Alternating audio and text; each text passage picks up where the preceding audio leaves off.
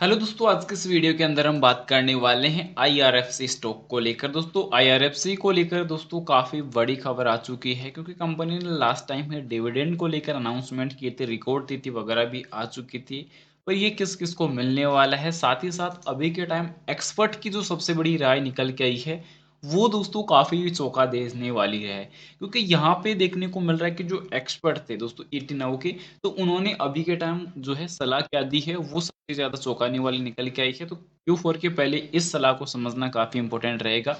सबसे पहले अगर प्राइस क्लोजिंग वगैरह पर अगर बात की जाए, तो कंपनी के लास्ट सेशन के दौरान गिरावट के साथ क्लोजिंग नजर आई थी। मार्केट में भी दोस्तों एक जो गिरावट का जो डेटा था वो काफ़ी बड़ा देखने को अपने को मिला था। यानी कि ओवरऑल मार्केट के जो करेक्शन थे, जो सेंटिमेंट थे, वो भी हमें काफ़ी ज़्यादा नजर आए थे, पर वो काफ़ी ज़्यादा धोखा देने वाले निकल के आए थे। और इसी के चलते कहीं ना कहीं दोस्तों मार्केट का भी जो डेटा था वो काफ़ी ज़्यादा करेक्शन के साथ क्लोजिंग करता हुआ देखने को मिला नहीं था।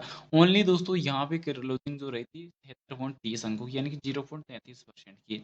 अब यहाँ पे दोस्तों फॉरेक्स मार्केट की अगर बात की जाए, या दोस्तों यहाँ पे क्रिप्टो मार्केट की बात की जाए, तो यहाँ पे दोस्तों डुएन जॉन इंडस्ट्रियल एवरेज की अगर बात की जाए, तो यहाँ पर दोस्तों काफ़ी जो मार्केट में एवरेज गिरावट चल रही थी, तो वो नॉर्मल अब ऑलरेडी हो चुकी है। पर यहाँ पे बात की जाए आईआरएफसी को लेकर, साथ ही साथ दोस्तों सीपीआई का भी जो डेटा था वो काफ़ी बढ़िया देखने को मिला था। पर यहाँ पे अब आती है आईआरएफसी को लेकर, तो दोस्तों गौरांग शाह की क्या रणनीति है इस पर बात करेंगे। पर सबसे पहले कंपनी ने लास्ट टाइम जो फाइलिंग के अंदर जो बताया था कि कंपनी अपनी इस रिजल्ट के लिए दोस्तों डिविडेंड अनाउंसमेंट करने जा रही है।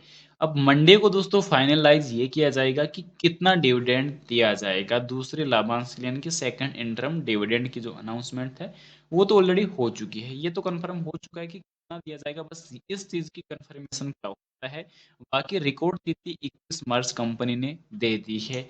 यानी कि जिसके भी पास अभी के टाइम 21 मार्च तक जो होल्ड करेगा इस स्टॉक को, तो उसको ये डिविडेंड मिल जाएगा। अब भले वो 5 रुपए का मिले, 1 रुपए का मिले, या 50 पैसे का, 500 रुपए का, तो वो सब चीज़ें दोस्तों कंपनी के ऊपर दोस्तों डिपेंड करेगा।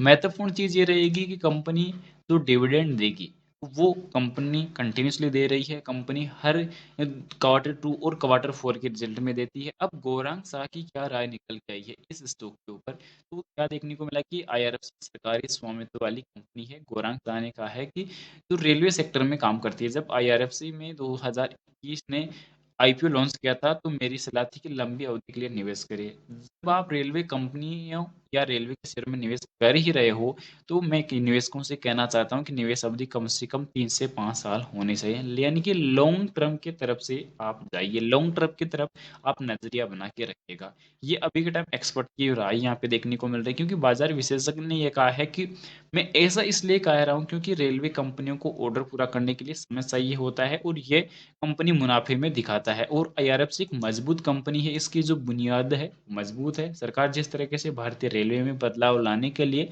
काम कर रही है, मुझे लगता है कि अच्छी कंपनियों जो अच्छी कंपनियां प्रदर्शन करेगी, ऐसी कंपनी तिमाही, छमाही और सालाना आधार पर अपनी आय में सुधार दिखाएगी।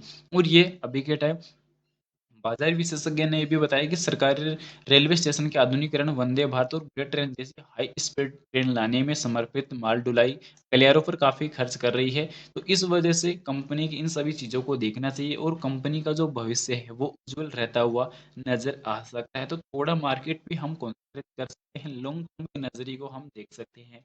अब दोस्तों डिविडेंड 21 मार्च को जो होल्ड रहेगा उसको मिलेगा। कंपनी ने लास्ट रिजल्ट के अंदर दोस्तों फर्स्ट इंटरम डिविडेंड दिया था जो लास्ट टाइम वो 80 पैसे का था।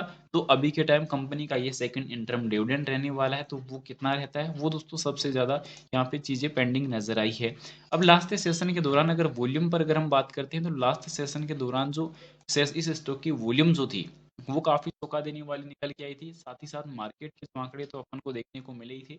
तो यहाँ पे 1 करोड़ 14 लाख के आसपास की वॉल्यूम थी, जिसके लगभग 136 करोड़ के आसपास दोस्तों ट्रेड वैल्यू नजर आई थी। डिलीवरी भी काफ़ी शानदार देखने को मिली थी, ऐसा नहीं कि मार्केट में डिलीवरी कम देखने को मिली। 30.34% की जो डिलीवरी थी, यानी कि 34,80,404 शेयर होल्ड किए गए थे। काफ़ी शानदार डिलीवरी मार्केट पे रही।